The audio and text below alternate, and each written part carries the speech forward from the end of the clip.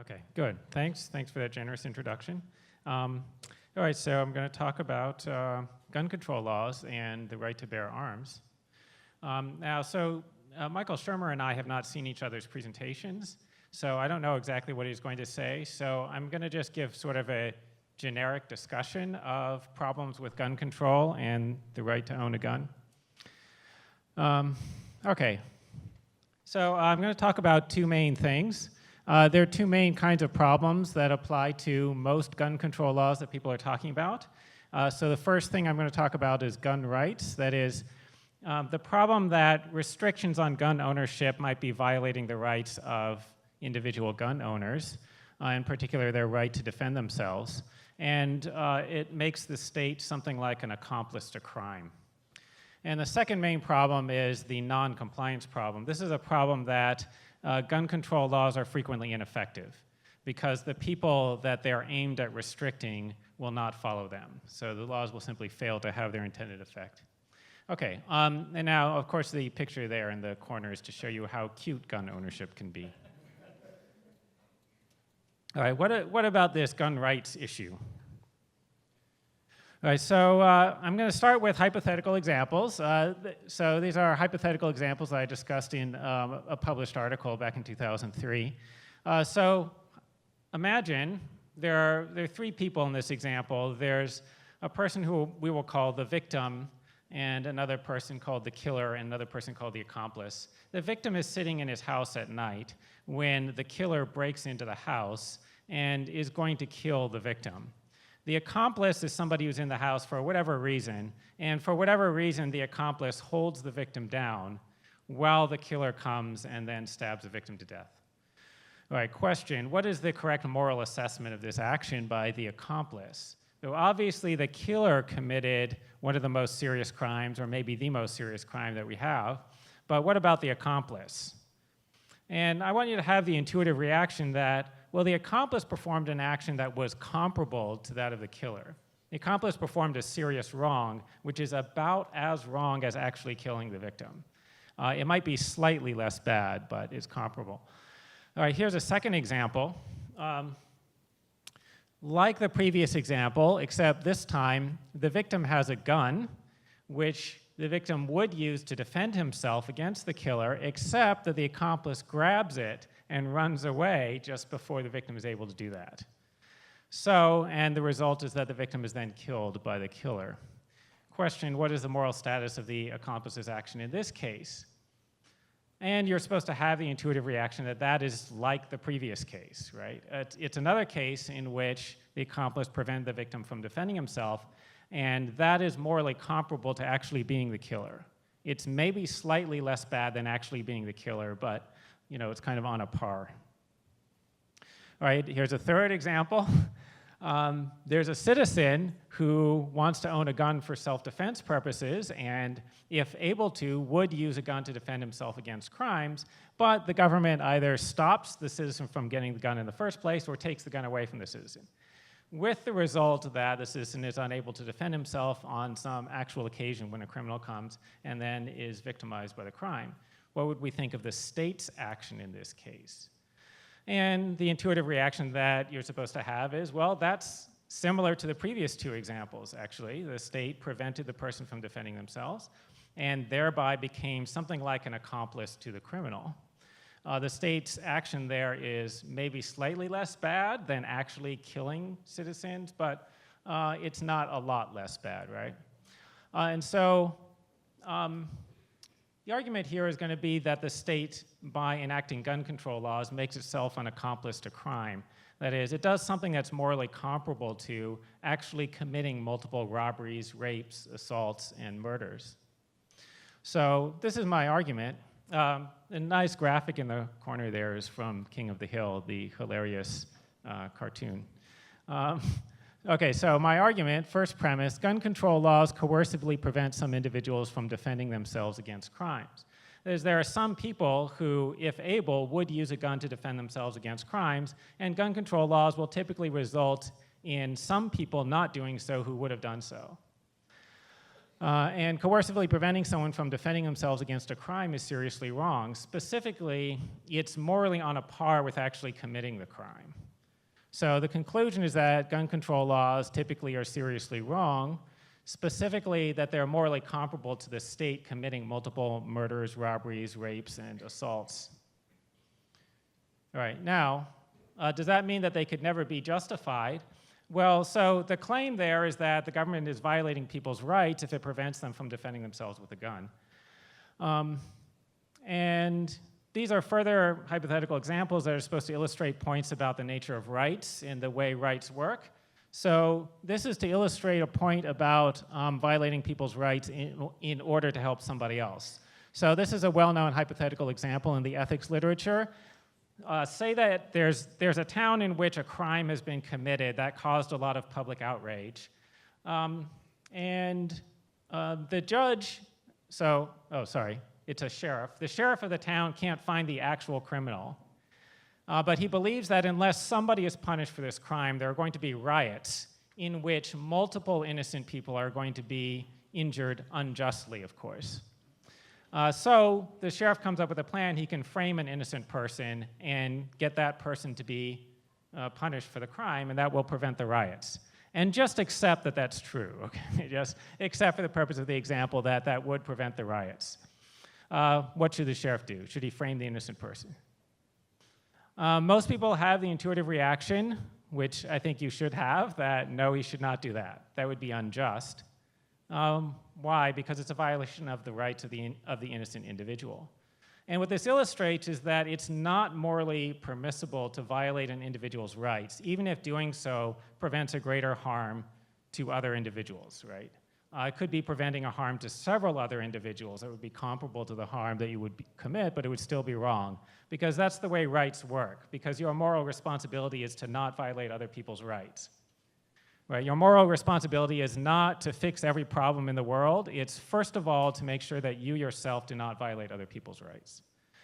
Okay, now, that doesn't mean that it's never permissible to violate an individual's rights. So there are hypothetical examples people like to talk about in which somehow killing an innocent person prevents World War III, in which case you should kill the innocent person.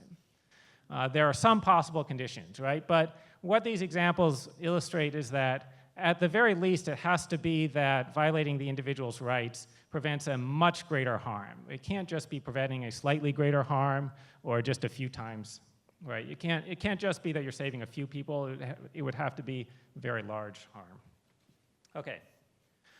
So conclusions here. It's wrong to violate an individual's rights even to prevent a greater but comparable benefit, even to produce a greater comparable benefit for others. It might be justified to do it to produce a benefit that's many times greater. So gun control laws are wrong even if they would prevent greater but comparable harm to others. They might be justified, but only if they prevented many times as much harms as they caused. Okay. So now we have to consider sort of the costs and benefits of private gun ownership. In the empirical literature on this, one of the main things people talk about is the frequency of defensive gun uses. So how often do people use a gun for self-defense in the United States? There's a wide range of estimates. So you can get estimates between 55,000 times per year and 4.7 million times per year, right? Number of times that a person used a gun to defend themselves against a crime. It's weird that the estimates are so widely varying, so we don't know, with much accuracy at all. The most cited estimate is by Gary Kleck of around 2.5 million per year. And the average estimate is somewhere around 3 million or something. The low estimates are by the National Crime Victimization Survey. This is a non-anonymous survey which is conducted by the Justice Department. So there could be a bias, a downward bias, because you may not want to talk to the chief law enforcement agency of the government about something that you did that could even conceivably be considered to be illegal. When they have your contact information, they have your name and your address. You may not want to tell them. The high estimates of defensive gun ownership, of defensive gun uses per year imply that they're significantly more common than actual gun crimes. right? So it's quite possible that private gun ownership prevents more crime than it causes. Another thing that people commonly talk about is concealed weapons. So there are studies of this, the effect of allowing people to carry concealed weapons. There was a famous study by John Lott, which suggested that having more permissive laws for carrying concealed weapons reduced crime. Now, that was subsequently disputed by a bunch of people, so it's under debate whether it actually reduces crime. It might have no effect. It depends upon sort of assumptions that you make. There was a review of the evidence by the National Research Council, part of the National Academy of Sciences in 2005, which is, by the way, not a partisan report at all. Their report is very even-handed and basically says, well, the results are kind of sensitive to what assumptions you make, and there's no clear consensus on the effect of these laws, right? Basically, you can have more and less restrictive laws for whether you're allowed to carry concealed weapons or what you have to do to be allowed. Okay, so the conclusion is, well, it's not exactly known, right? There is evidence on both sides for both of these kinds of laws. That means that it really does not satisfy the requirement of preventing much greater harm than it causes, right? It's quite possible that gun laws cause greater harm than they prevent.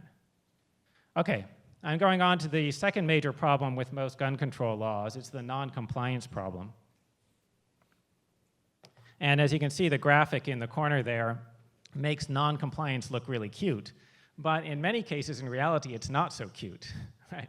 So you have to distinguish between debating guns and debating gun laws.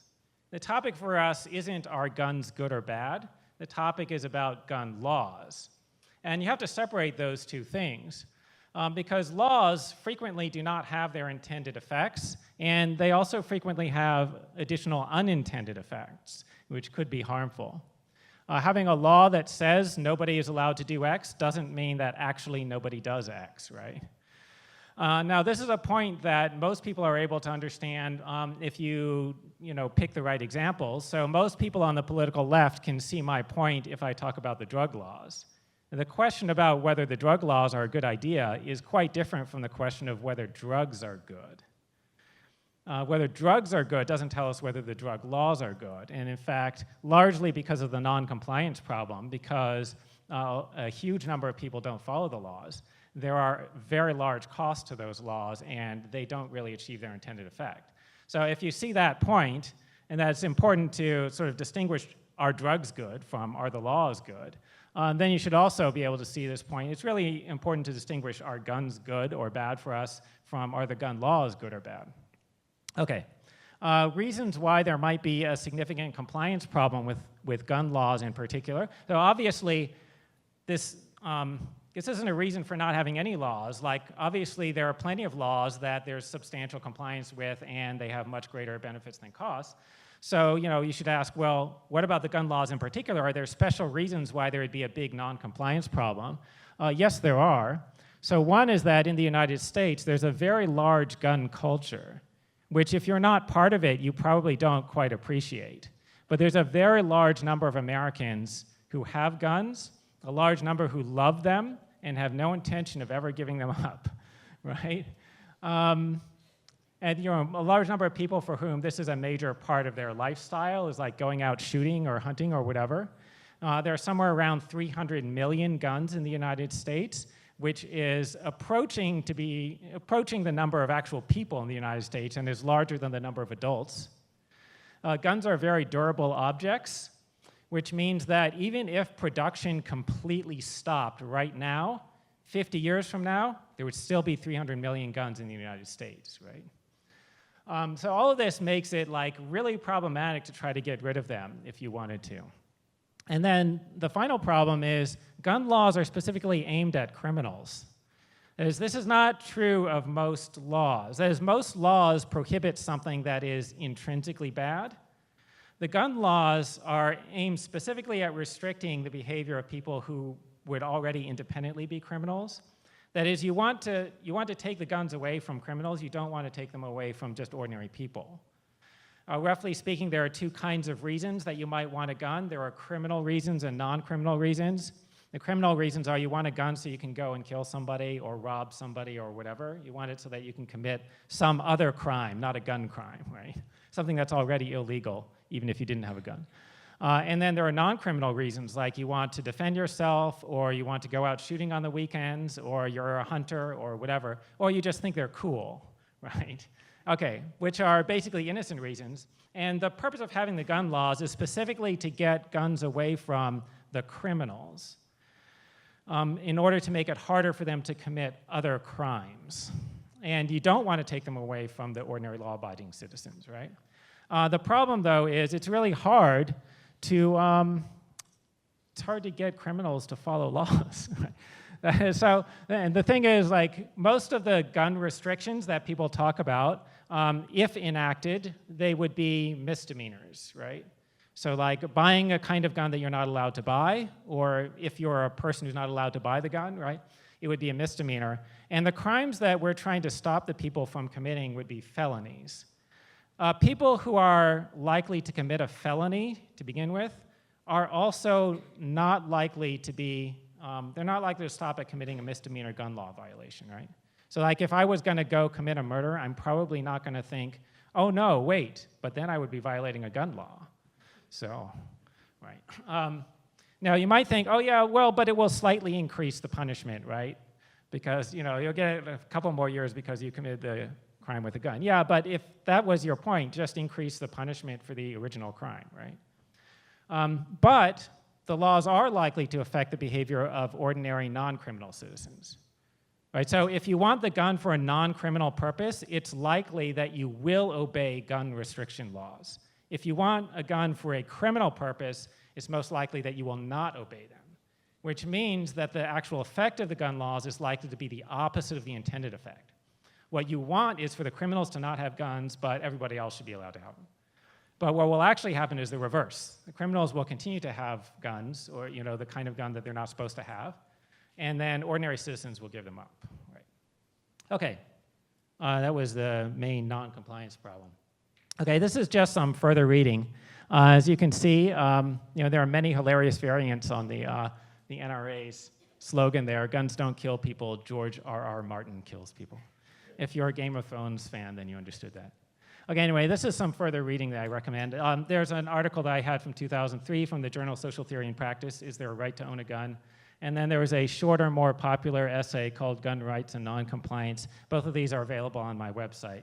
So, and if you just go to the website, you can see links to a bunch of papers and things. That third item is the National Research Council study that I referred to earlier. And I want to say sort of like generally, if you form an opinion on a controversial issue, you really do kind of have to read from both sides. You need to listen to both sides, and you need to listen to not like, I don't mean popular sources, I don't mean blog posts or like op-eds in newspapers or whatever. Usually the best things are sort of academic, which means also that they're less entertaining, okay, which is why most people don't read them. But anyway, the National Research Council survey is very even-handed. It's not like a pro-gun thing. They're not a pro-gun organization by any stretch, nor are they an anti-gun organization, right? And they just did a, you know, they just have this survey of the research that's been done, which is why I recommend that.